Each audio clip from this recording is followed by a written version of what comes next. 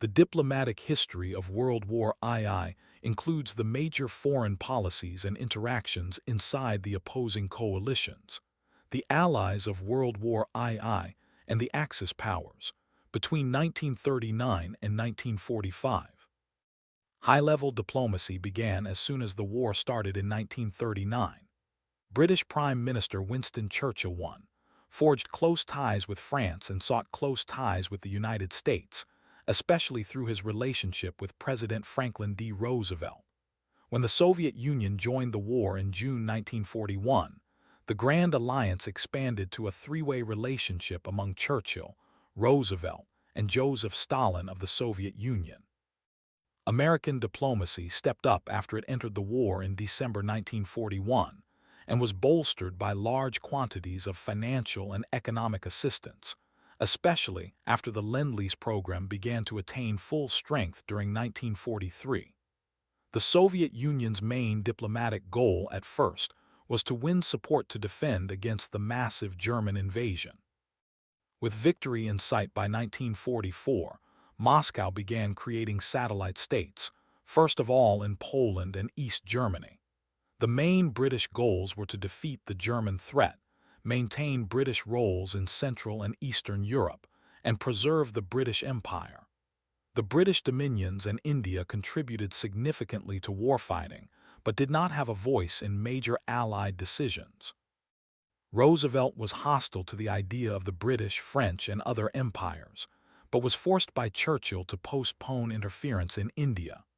Roosevelt's main goal by 1943 was the creation of a post-war United Nations, controlled by the Allied Big Four, the Soviet Union, China, the United Kingdom, and the United States, with major roles also for France.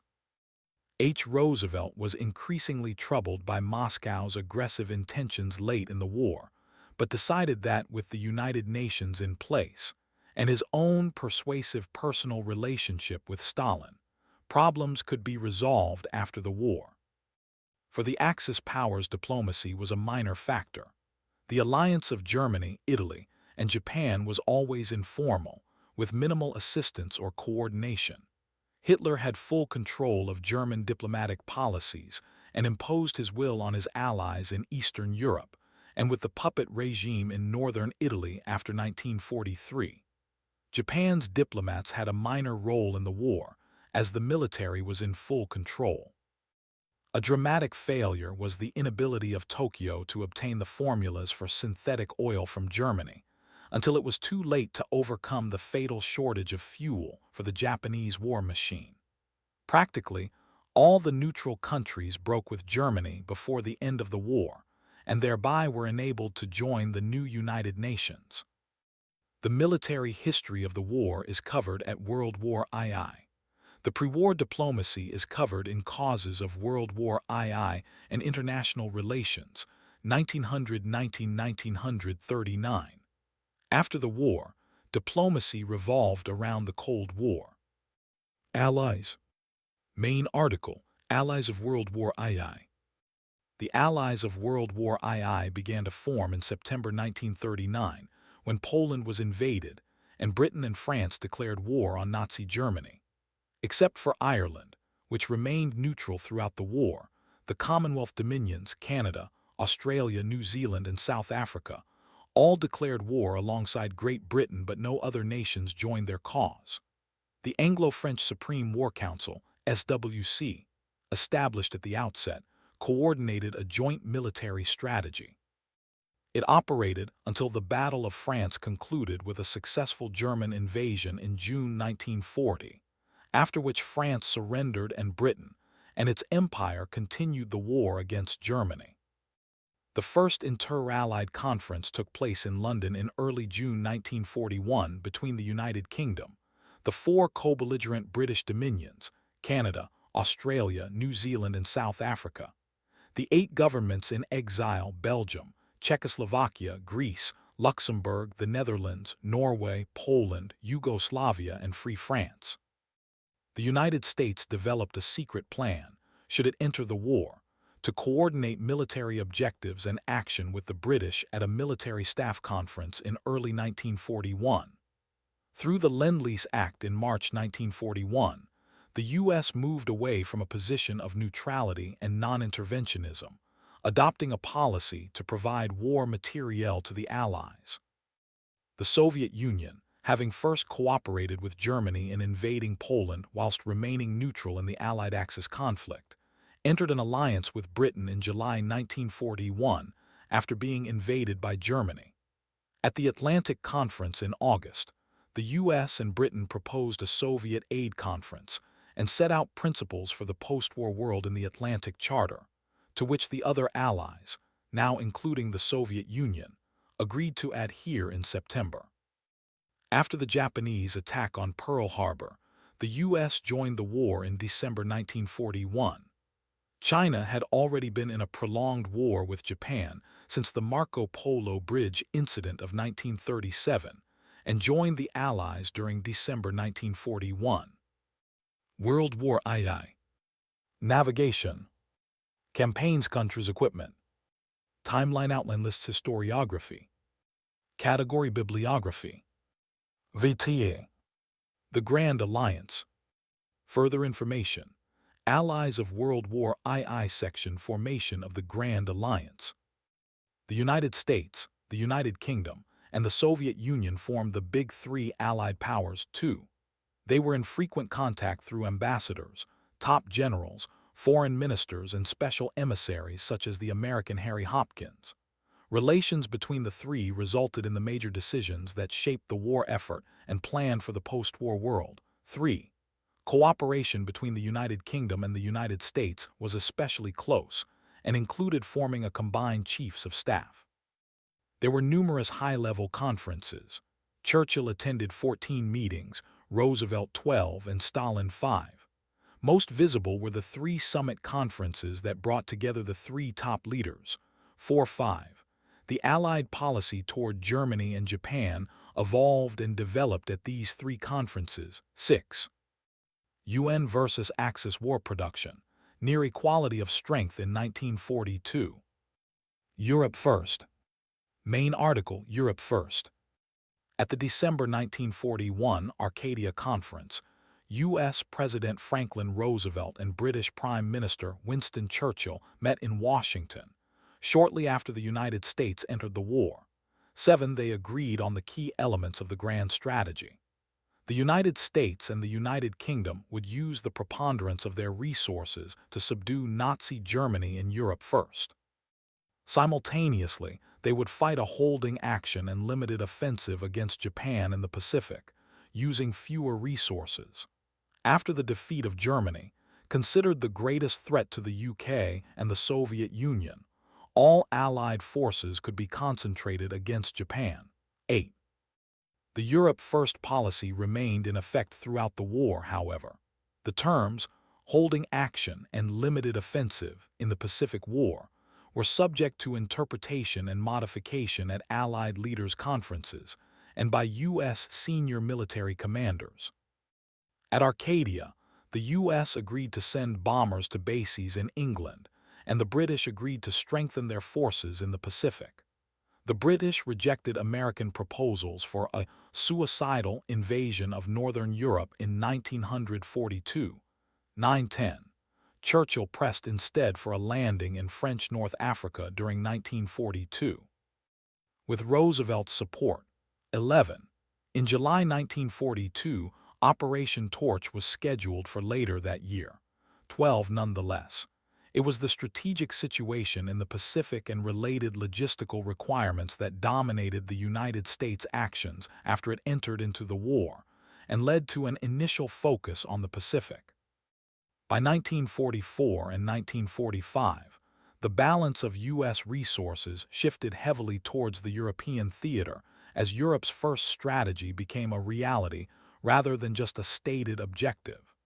Even in these later stages of the war, there was intense competition for resources as operations in both regions were scaled up. 12-13. Tehran Conference. Main article, Tehran Conference.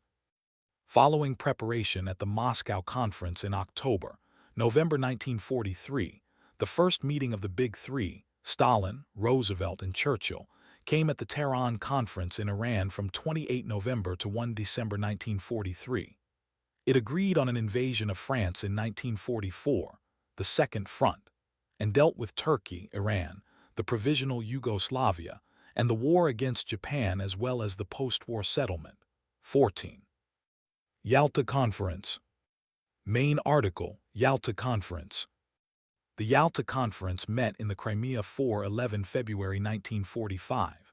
It focused on post-war plans for European boundaries. The Soviets already controlled Poland. The new boundaries shifted Poland westward. Stalin was promised control of western Belorussia and western Ukraine. Poland was to gain parts of Germany. Stalin promised free elections in Poland under the auspices of a government he controlled. At Roosevelt's strong urging, Stalin agreed to enter the war against Japan 3 months after the defeat of Germany. It was agreed the USSR would be a member of the United Nations Security Council, with a veto, and Ukraine and Belorussia would be UN members, but not the other 12 Soviet republics. Germany was to be divided into 3 zones of occupation, and France was also to get a zone. In a decision that became highly controversial, all civilians would be repatriated. 15. Clement Attlee, Harry Truman and Joseph Stalin at the Potsdam Conference. See 28 July, 1 August 1945. Potsdam Conference. Main article, Potsdam Conference. The Potsdam Conference was held from 17 July to 2 August 1945 at Potsdam, Germany, near Berlin. Stalin met with the new U.S. President Harry S. Truman and 2 British prime ministers in succession, Winston Churchill and Clement Attlee. It demanded unconditional surrender from Japan and finalized arrangements for Germany to be occupied and controlled by the Allied Control Commission. The status of other occupied countries was discussed in line with the basic agreements made earlier at Yalta. 16. The United Nations. Main article, History of the United Nations. The Declaration by United Nations formalized the Allies in January 1942. The Big Four, the United States, United Kingdom, Soviet Union, and China, were joined by numerous other Allied countries who had signed the declaration and declared war on the Axis powers. Under Roosevelt's leadership, this United Nations alliance in 1945 became a new organization to replace the defunct League of Nations. 17. 4 Policemen. Main article, 4 Policemen. The 4 Policemen was a council with the Big Four that U.S. President Franklin D. Roosevelt proposed as a guarantor of world peace. Their members were called the Four Powers during World War II and were the 4 major allies of World War II: the United Kingdom, the United States, the Soviet Union, and the Republic of China. Roosevelt repeatedly used the term 4 policemen starting in 1942. 18. As a compromise with internationalist critics, the Big Four nations became the permanent members of the UN Security Council, with significantly less power than had been envisioned in the 4 policemen proposal. 19. When the United Nations was officially established later in 1945. France was in due course added as the 5th permanent member of the Security Council 20, because of the insistence of Churchill. Moscow Conference of 1943. Main article, Moscow Conference 1943. The October 1943 Moscow Conference resulted in the Moscow Declarations, including the 4-Power Declaration on General Security. This declaration was signed by the Allied Big Four, the United States, the Soviet Union, the United Kingdom, and China, and aimed for the creation, at the earliest possible date, of a general international organization. This was the first public announcement that a new international organization was being contemplated to replace the League of Nations. Dumbarton Oaks Conference. Main article, Dumbarton Oaks Conference. At the Dumbarton Oaks Conference, or, more formally, the Washington Conversations on International Peace and Security Organization, delegations from the United States and the United Kingdom met first with the delegation from the Soviet Union, and then with the delegation from the Republic of China. They deliberated over proposals for the establishment of an organization to maintain peace and security in the world to replace the ineffective League of Nations. The conference was held at Dumbarton Oaks from 21 August 1944 to 7 October 1944. Delegates from other nations participated in the consideration and formulation of these principles. 21. San Francisco Conference. Main article: United Nations Conference on International Organization. The San Francisco Conference was a convention of delegates from 50 allied nations that took place from 25 April 1945 to 26 June 1945 in San Francisco, United States. The four sponsoring countries, the United States, Britain, the Soviet Union, and China, invited the other nations, and the heads of their four delegations took turns as chairmen of the plenary meetings. At this convention, the delegates reviewed and rewrote the Dumbarton Oaks Agreements. 22. The convention resulted in the creation of the United Nations Charter, which was opened for signature on 26 June. 23. Anglo-American Relations. Main article: United Kingdom, United States Relations in World War II. Further information: Lend-Lease, Destroyers for Bases Deal, and Manhattan Project. Though most Americans favored Britain in the war, there was widespread opposition to American military intervention in European affairs. President Roosevelt's policy of cash and carry still allowed Britain and France to purchase munitions from the United States and carry them home. Roosevelt and Churchill drafted the Atlantic Charter in August 1941. Churchill, who had long warned against Germany and demanded rearmament, became Prime Minister after Chamberlain's policy of appeasement had collapsed, and Britain was unable to reverse the German invasion of Norway in April 1940. After the fall of France, Roosevelt gave Britain all aid short of war. The Destroyers for Bases Agreement of September 1940 gave the United States a 99-year lease on strategically located bases in the Atlantic in exchange for the Royal Navy receiving 50 old destroyers to use against German U-boats in the Battle of the Atlantic.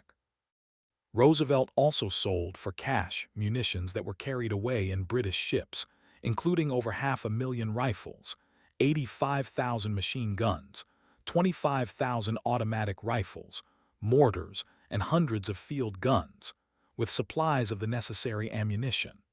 The British needed these munitions to re-equip the soldiers who lost all their arms when Dunkirk was evacuated in June 1940. 24. Beginning in March 1941, the United States enacted Lend-Lease, sending tanks, warplanes, munitions, ammunition, food, and medical supplies.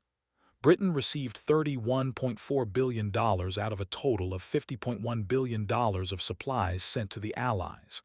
In sharp contrast to the First World War, these were not loans, and no repayment was involved.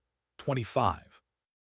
Millions of American servicemen were based in Britain during the war, which led to a certain amount of friction with British men and intermarriage with British women.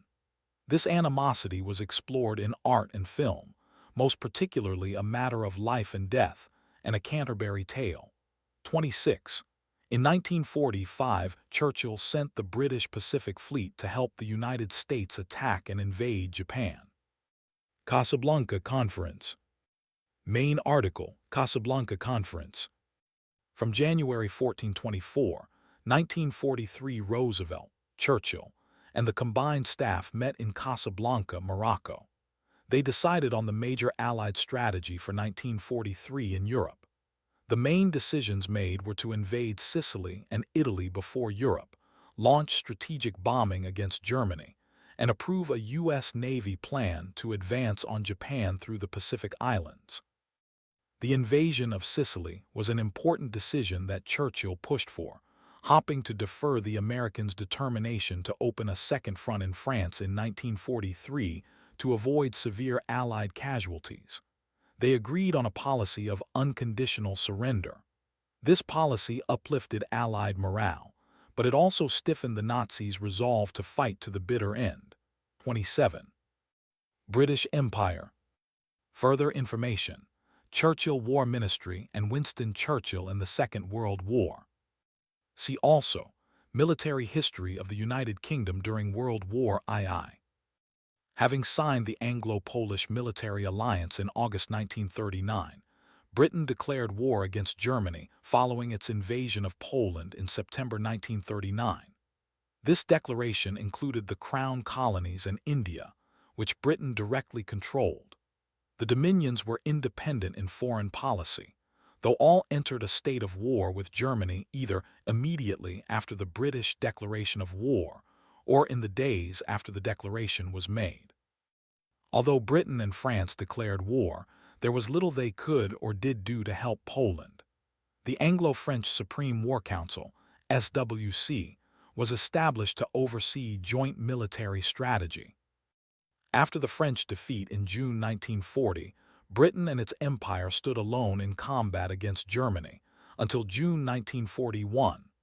The United States gave strong diplomatic, financial, and material support, starting in 1940, especially through Lend-Lease, which began in 1941. In August 1941, Churchill and Roosevelt met and agreed on the Atlantic Charter, which proclaimed, "The rights of all peoples to choose the form of government under which they live should be respected." This wording was ambiguous and would be interpreted differently by the British, Americans, and nationalist movements. Starting in December 1941, Japan overran British possessions in Asia, including Hong Kong, Malaya, and especially the key base at Singapore, and marched into Burma, headed toward India. Churchill's reaction to the entry of the United States into the war was that Britain was now assured of victory, and the future of the empire was safe. But the rapid defeats irreversibly harmed Britain's standing and prestige as an imperial power. The realization that Britain could not defend them pushed Australia and New Zealand into permanent close ties with the United States. 28. Plans for intervention in the Winter War against USSR. The USSR launched the Winter War against Finland in November 1939. The Finns made a remarkable defense against the much larger Soviet forces. The unprovoked invasion excited widespread outrage at popular and elite levels in support of Finland, not only in wartime Britain and France, but also in the neutral United States. 29. The League of Nations declared the USSR was the aggressor and expelled it. American opinion makers treated the attack on Finland as dastardly aggression worthy of daily headlines, which thereafter exacerbated attitudes toward Russia. 30. Elite opinion in Britain and France swung in favor of military intervention. Winston Churchill, as head of the Royal Navy, and French Premier Paul Reynaud were the chief advocates. It came when there was a military stalemate on the continent called the Phony War. Months of planning at the highest civilian, military, and diplomatic levels in London and Paris saw multiple reversals and deep divisions. 31. Finally, the British and French agreed on a plan that involved uninvited invasions of neutral Norway, Sweden, Iceland, and Denmark's Faroe Islands, with the goals chiefly of damaging the German war economy and also assisting Finland in its war with the Soviet Union. An allied war against the Soviet Union was part of the plan. 32. The actual Allied goal was not to help Finland, but to engage in economic warfare against Germany by cutting off shipments of Swedish iron ore, which they calculated would seriously weaken the German war industry. The British Ministry of Economic Warfare stated that the project against Norway would be likely to cause an extremely serious repercussion on German industrial output, and would in any case have a profound effect on the duration of the war. The idea was to shift forces away from doing little on the static Western Front into an active role on a new front. The British military leadership by December became enthusiastic supporters when they realized that their first choice, an attack on German oil supplies, would not get approval, but this plan would win strong support. The poor performance of the Soviet army against the Finns strengthened the confidence of the Allies that the invasion and the resulting war with the Soviet Union would be worthwhile. However, the civilian leadership of Neville Chamberlain's government in London drew back and postponed invasion plans. The neutrals refused to cooperate. Meanwhile, Finland was overwhelmed and gave in to Moscow on 13 March 1940, and the plan was postponed. War plans against the USSR were dropped, and the new goal was to mine the Norwegian coast to prevent the passage of ships carrying iron ore from northern Norway. There were more delays, and when mining operations finally started on 9 April, it was too late. The Germans hours before had invaded Norway and had the upper hand in the Norwegian campaign. 34. German invasion 1940. When Germany began its attack on France in May 1940, British troops and French troops again fought side by side, but defeat came quickly. The Royal Navy evacuated 198,000 British and 140,000 French soldiers in the Dunkirk evacuation in late May–early June 1940. Tens of thousands of tanks, trucks, and artillery guns were left behind, as well as countless radios, machine guns, rifles, tents, spare parts, and other gear. The new British Prime Minister, Winston Churchill, pledged that the United Kingdom would continue to fight for France's freedom, even if it must do so without France. 35. After Mers el-Kebir, Britain recognized Free France as both its ally and the only legitimate French government. Prime Minister Churchill and General de Gaulle at Marrakesh, January 1944. In contrast, the United States formally recognized and established diplomatic relations with Vichy France until late 1942, and avoided formal relations with the exiled government of de Gaulle and its claim to be the only legitimate government of France.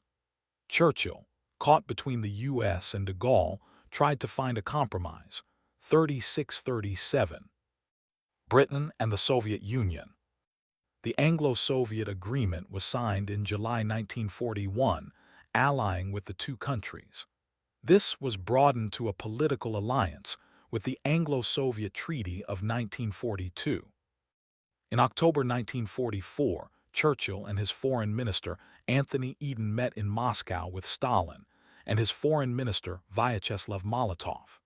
They planned who would control what in post-war Eastern Europe. They agreed to give 90% of the influence in Greece to Britain and 90% in Romania to the USSR. USSR gained an 80%–20% division in Bulgaria and Hungary. There was a 50–50 division in Yugoslavia and no Soviet share in Italy. 38–39. Middle East. Iraq. Gloucester Gladiators of British RAF refuel in Iraq, 1941. Iraq was an independent country in 1939, with a strong British presence, especially in the oil fields.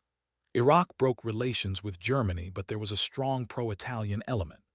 The regime of Regent Abd al-Ilah was overthrown in 1941 by the Golden Square pro-Italian army officers, headed by Rashid Ali al-Gilani.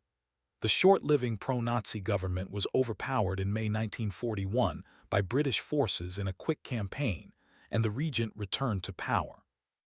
Iraq was later used as a base for Allied attacks on Vichy French-held Mandate of Syria and support for the Anglo-Soviet invasion of Iran. 40. Iran-Persia. In 1939, the ruler of Iran was Reza Shah. He was a modernizer who had little use for traditional religion but collaborated with the Germans. Iran proclaimed neutrality when the war began in 1939. British and Soviet forces occupied Iran in August 1941, deposed the Shah, and installed his son Mohammad Reza Shah Pahlavi. Iran, with a largely rural population of 13 million, had oil wells and became a major route for shipping military supplies from the U.S. to the Soviet Union. At the Tehran Conference of 1943, Stalin, Roosevelt, and Churchill issued the Tehran Declaration that guaranteed the post-war independence and boundaries of Iran. However, when the war ended, Soviet troops stationed in northwestern Iran not only refused to withdraw but backed revolts that established short-lived, pro-Soviet separatist national states in the northern regions of Azerbaijan and Iranian Kurdistan, the Azerbaijan People's Government, and the Republic of Kurdistan, respectively. In late 1945, Soviet troops did not withdraw from Iran proper until May 1946, after receiving a promise of oil concessions. The Soviet republics in the north were soon overthrown, and the oil concessions were revoked. 41. India. Serious tension erupted over American demands that India be given independence, a proposition Churchill vehemently rejected. For years, Roosevelt had encouraged Britain's disengagement from India. The American position was based on principled opposition to colonialism, practical concern for the outcome of the war, and the expectation of a large American role in a post-colonial era. However, in 1942, when the Congress Party launched a Quit India movement, the British authorities immediately arrested tens of thousands of activists, including Jawaharlal Nehru and Mahatma Gandhi, and imprisoned them until 1945. Meanwhile, India became the main American